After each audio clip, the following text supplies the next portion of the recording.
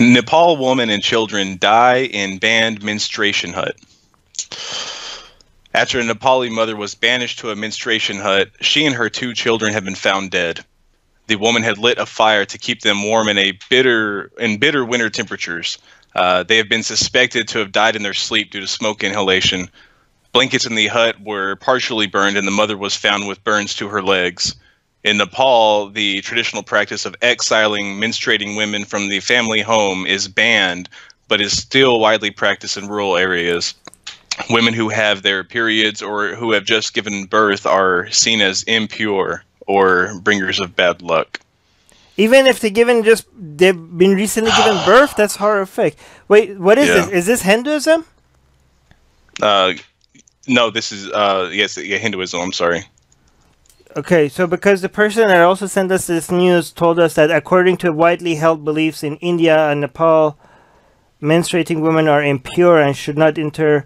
Oh yeah, so this is exactly the same reason why they don't let them in temples as well. What is it with women bleeding that so many people are so scared of? It's like, I don't understand what this is like. It's not just Hinduism.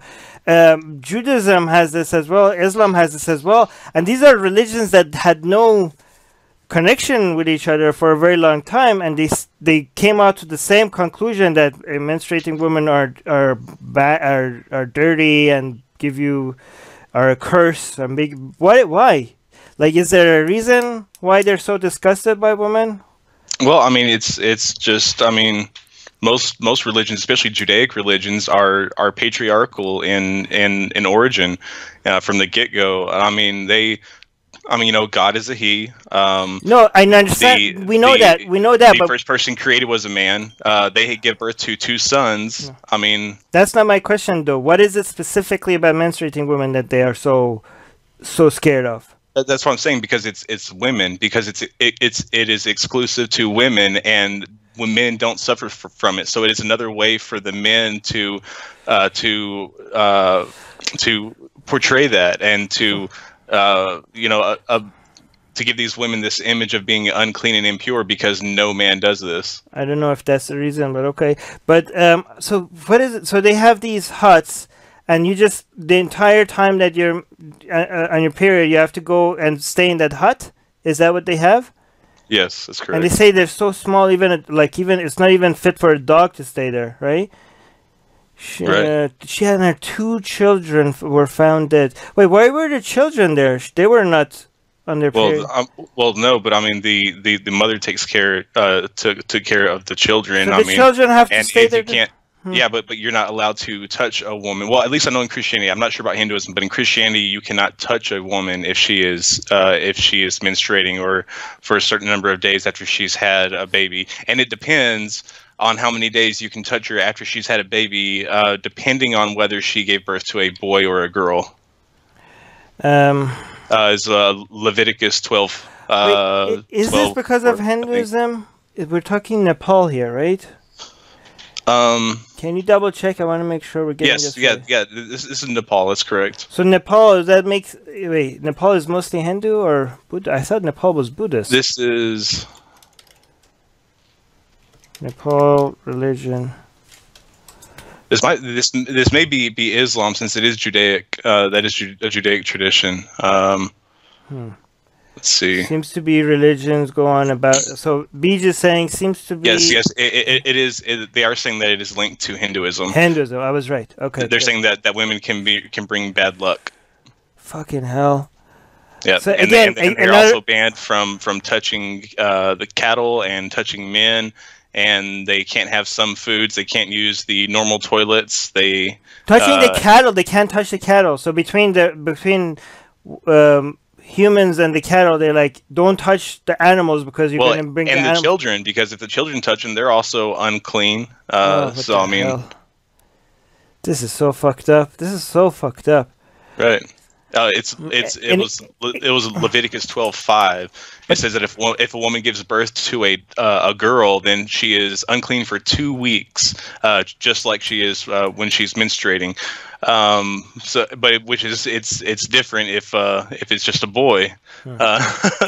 So this is a white, again, a lot of people that say, oh, Hinduism is not a religion, it's a way of life, it's beautiful, it's just a philosophy.